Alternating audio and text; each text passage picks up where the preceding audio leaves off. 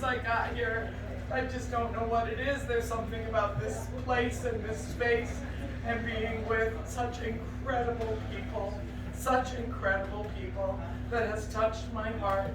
And I promise you I will be back. As you couldn't, wild horses, the cows in the road could not keep me away. And in fact, we passed a herd.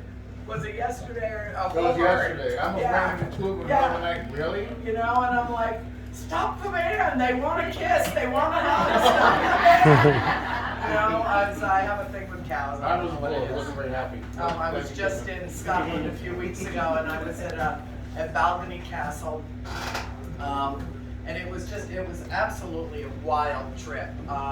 Anybody that wants to go on mysterious adventures with me, just get in touch with Maria Schmidt and book the next flight out across the pond. Next year we're doing England and Stonehenge. Awesome. Yeah, it's gonna be, but I was at Balgony Castle, and they've dated it back to 11 or 1200 years old, and that's as far back as they can go. And some of the investigators, Rick McCullum, was down in the chapel, and they kept getting, where's Andrea? Where's Andrea? Well, I was upstairs in the Great Hall, and they kept getting EVPs, where's Andrea? You know, and she goes, I had already been in the chapel. And so when it was all done, they all came to me and they're like, oh, listen to this. And they had two big, like Irish wolfhounds, like massive dogs.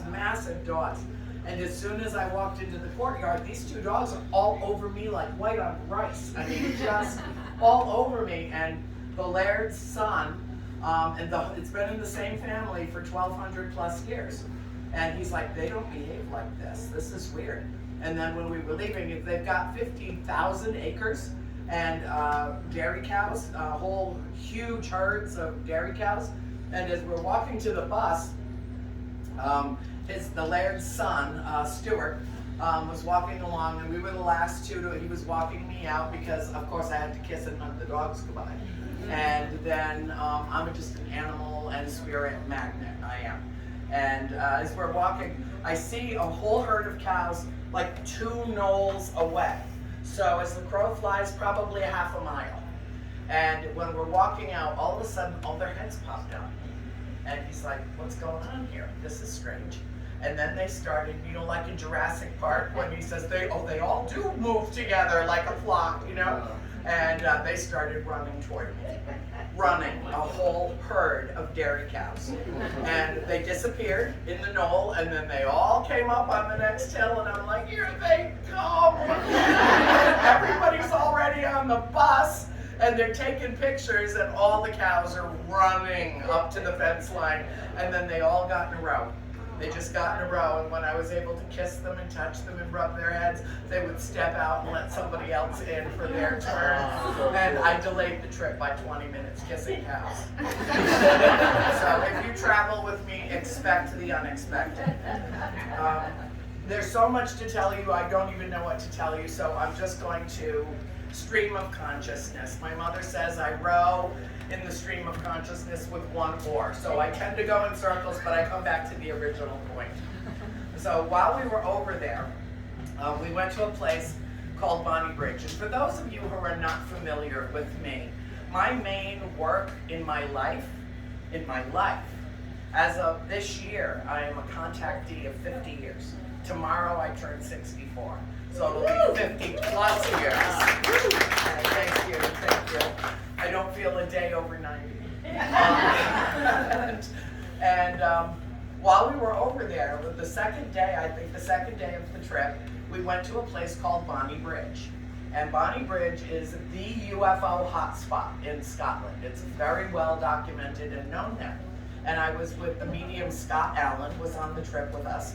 And he gets a phone call, and his son, oh, Mikey, I'm telling the story of Bonnie Bridge. Oh, nice. And so what I do is, some of you are probably familiar with Stephen Greer. He does CE5, which is fine. That's great for him. But that's not what I do. What I do is like from the neck up, vacant, and it's all heart energy and our connection with the galactic family, who, by the way, love us. Really? okay, love us deeply and dearly and are very concerned for us and for the planet. For Mother Gaia is in deep distress. I know all of you know that.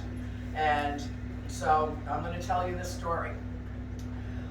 We went to the Bonnie Bridge and I raise my arms and I sing to them. They like songs from the 40s particularly. They're really fond of Nat King Cole. I don't know if my favorite songs are because it's their favorite songs or vice versa, but that's like, I was born at the wrong time. That's my music.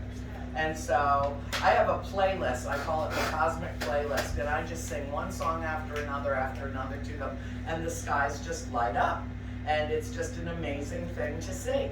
So I'm out on the Bonnie Bridge, and of course it's Scotland, and it's very overcast and dreary and a little windy, and we're just having a wonderful time, and I'm opening people's third eyes, which I have this innate ability to do.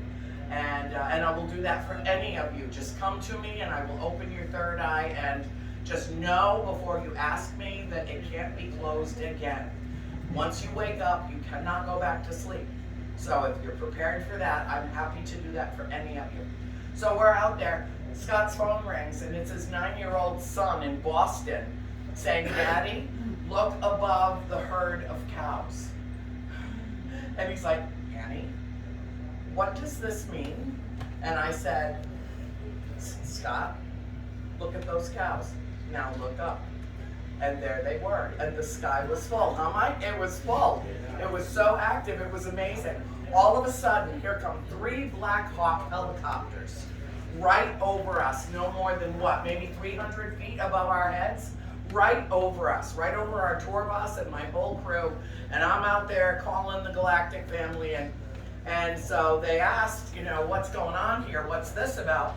And, I have an FBI file because of my work in UFOs, not because of ghosts. They don't give a shit about ghosts. They only care about that. And they're the lying liars who lie. So whatever they tell you, it's this or this, okay? And so what I did was okay. That's my girl. That's my Bridget. She's been taking very good care of me. It's okay. Honey, if you have to step out, it's okay.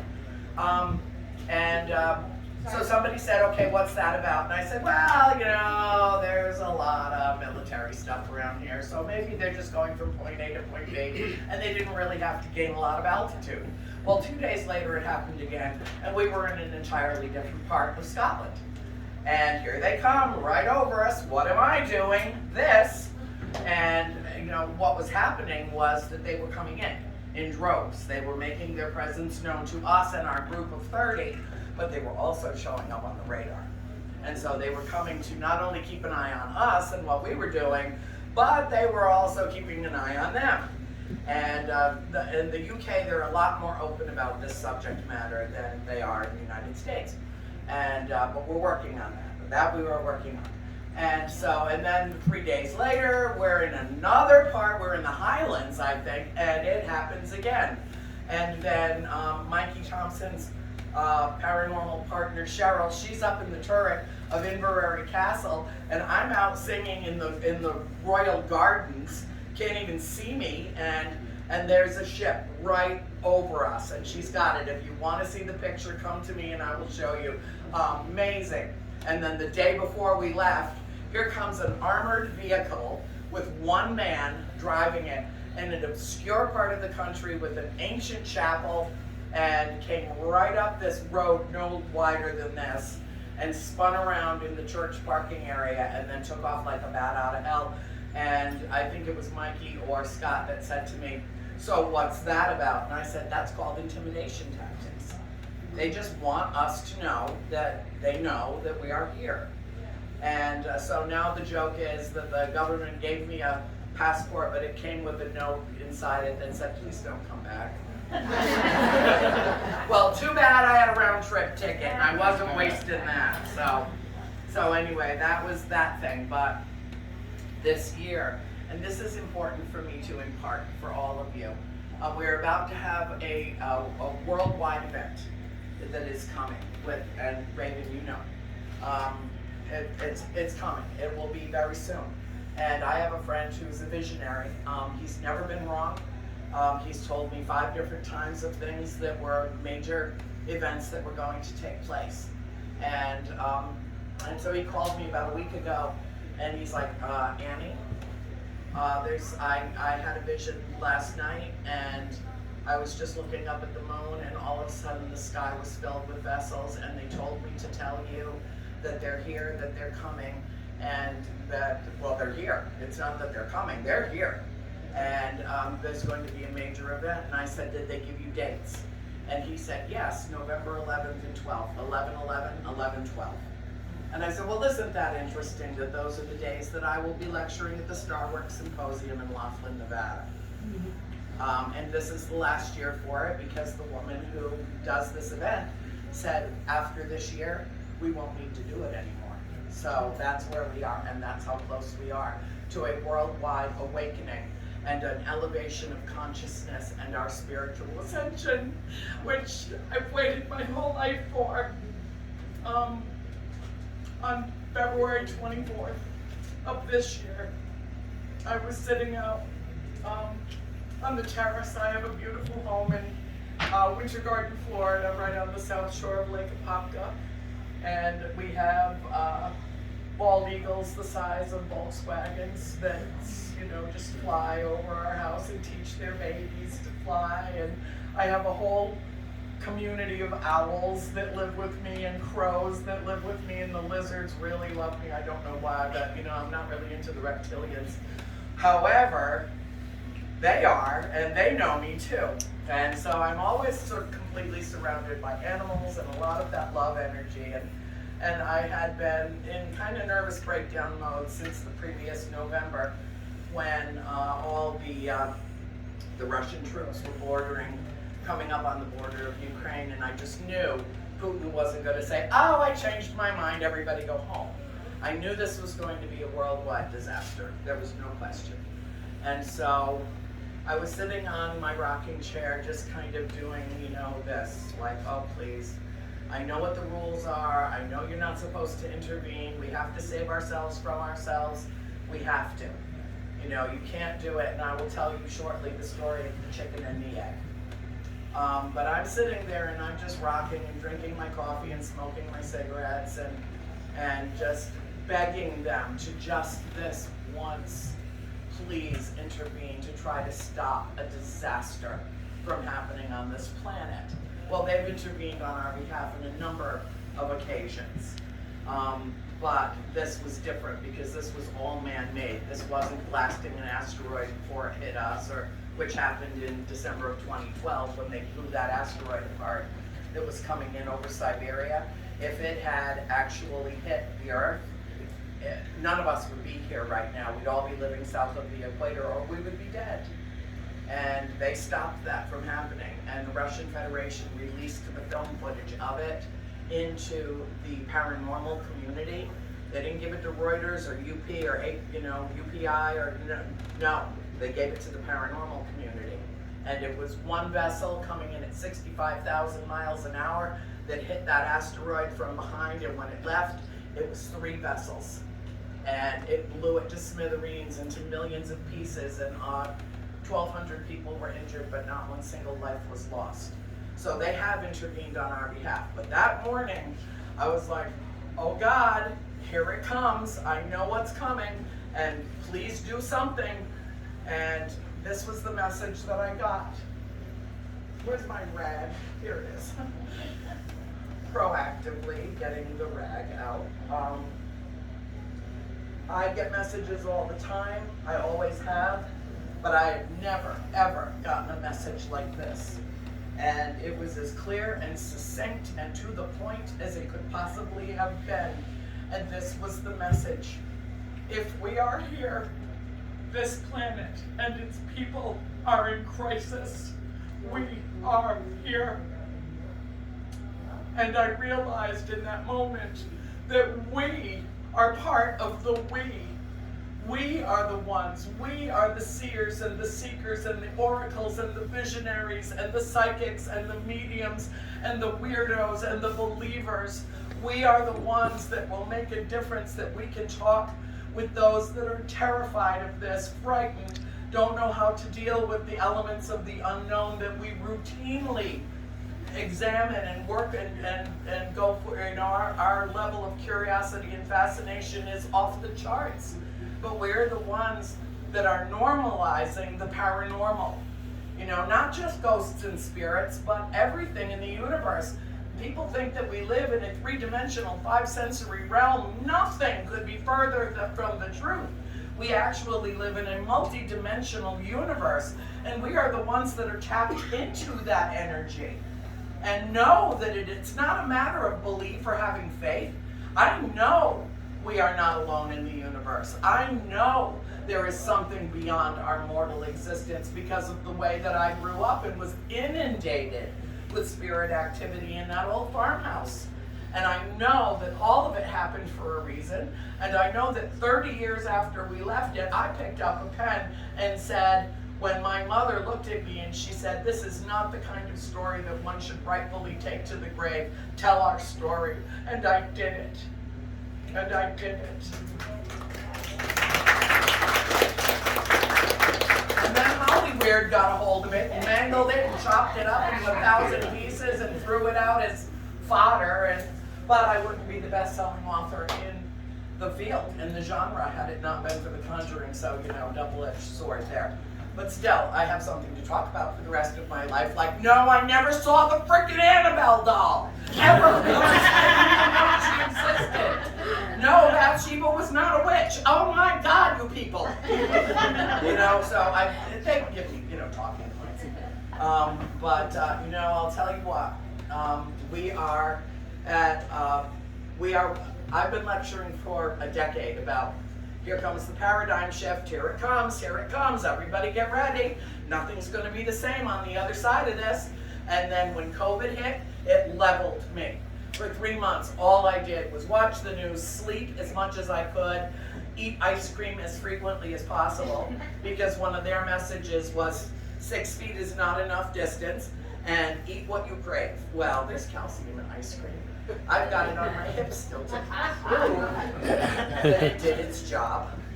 And a little, belly thing going on. But, let's face it, we all know what happened during COVID. Everybody either got fit or they got fat.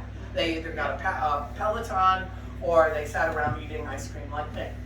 And so, I'll work it off before I die or not. And I don't care about that. But what happened to me about 5 years ago started to prepare me for the paradigm shift.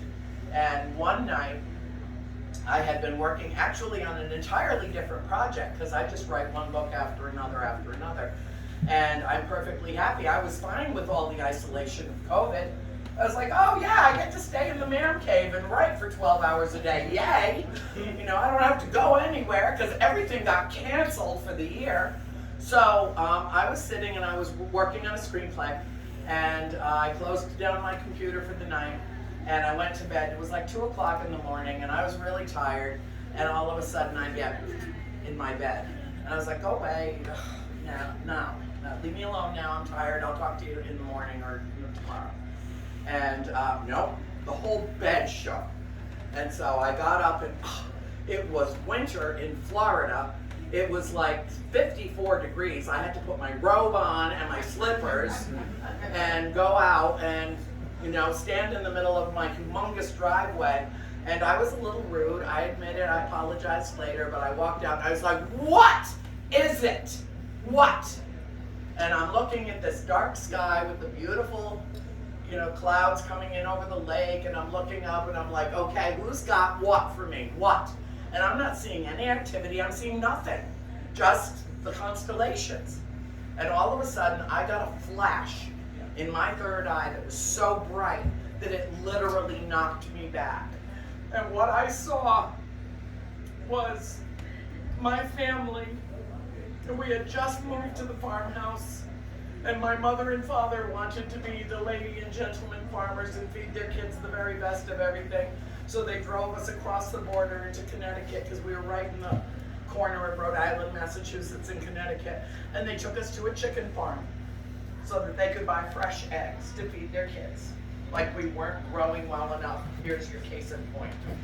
And Dad's talking to the farmer's wife takes us into a part of the barn where they were allowing some of the eggs to make baby chicks. And I was 12 years old. We had only been at the farm for maybe 4 months. And I looked over and one of the eggs was shaking and a little tiny beak popped out of it. And I said, "Oh, Mom, there's a baby being born." And I reached over to crack the egg to open the shell for the baby chick so that I could hold it. And she gently pulled my hand back and she said, "Oh no, honey, if you crack the shell, the baby chick will die." And I was like, oh my God, I was so mortified. You know why I was mortified? I didn't know that. And in that moment, I learned my lesson well and I never thought about it again. And we watched that chick peck its way out of its shell, and I got to hold the baby once it was out of its shell. But I didn't know. I came within a hair's breadth of killing a little innocent life because of my own ignorance about the subject. That's what stopped me, my mother's gentle hand. And what she was trying to tell me was the amount of energy that is required for that chick to peck its way out of its shell is precisely equivalent to the amount of energy that it will need to survive outside the shell. It's how it builds its strength. And then once it is free of its enclosure, its little 3D world, it comes into the universe with the rest of us and lives its life. And that's when I went back into the house and opened up the computer in the man cave at 3 o'clock in the morning and wrote a treatise called The Chicken and the Egg. We have to peck our way out of our own shell. We have to save ourselves from ourselves. They can't do it for us. They can't do it for us. We have to do that ourselves. And then once we are out of our 3D mindset, which is so incredibly limiting, and we go into 4D and we meet the spirits, and then we go into 5D and we meet our galactic family, and then 6D and 7D, and that's where we enter and descend into the spiritual realm that we need to be in order to save ourselves and save this planet from us. Because we are the only creatures on this earth that foul our own nest. We are the only creatures that treat this like it's somehow renewable and that it will fix itself after we destroy it. The newsflash is, there's no plan B and there's no planet B. And we don't deserve a planet B because we would do the same thing to planet B that we've done to outer space already and that we've done to this earth. The same exact thing, because we have not grown. We don't learn our lessons. And part of the whole Ukraine thing is that we said at the end of World War II, never again does this happen. And now we're being threatened with nuclear weapons. Here we are. And so it is incumbent upon each and every one of us to do the one thing that we can do to make a difference in this world. The one thing, and that is to understand that thoughts are things. Nothing that exists in our world that wasn't here before any of us it didn't just happen by accident. This building did not build itself, just fall from the sky. Somebody thought about it, had a dream about it, had a concept, had a plan, had an image, an idea, a concept of the chairs that we sit in, the tables that we eat at, all began as an idea. They didn't just make themselves. We created them. And it is our ability, our superpower is love, but our creative energy as a race is phenomenal in every sense of that word. And so, understanding that, and I know that you get it, thoughts are things. And what we have to do, each and every one of us, is to envision the world we want to live in. Envision the world we want to leave for our children and our grandchildren and theirs. envision that and hold that thought in your consciousness, at the forefront of your consciousness. Spend time every day envisioning the utopia, idealistic world that we can live in, where a world in which one man does not possess the power to hold the sword of Damocles at the throat of all the rest of humanity. That's number one. Number two, we have to come together as a society, come together with the understanding that we can love and heal and hope our way into a better future. You know, I have a fan page on Facebook which is called the Buttercup Brigade, and it's the good deed doers that wear rose-colored glasses because it's the only way to look at the world. We're the tree huggers and the lizard savers, and oh, put that spider outside, you know, those. That's how we are. And so I invite all of you to join me there. It's just filled with love and light, and the banner on it is, I did not come to teach you. I came to love you. Love will teach you. Love will teach you. Remember that our superpower is love, and I love all of you powerfully, and I thank you so much for joining me here today, and thank you for listening. I don't know how much time I have left. Do I have time? 3 minutes, see, I'm good. They didn't have to get the hook for me. Not this time, they did not. But I so appreciate all of you and the energy and the light and the love that is present in this event. Where do you think you're going?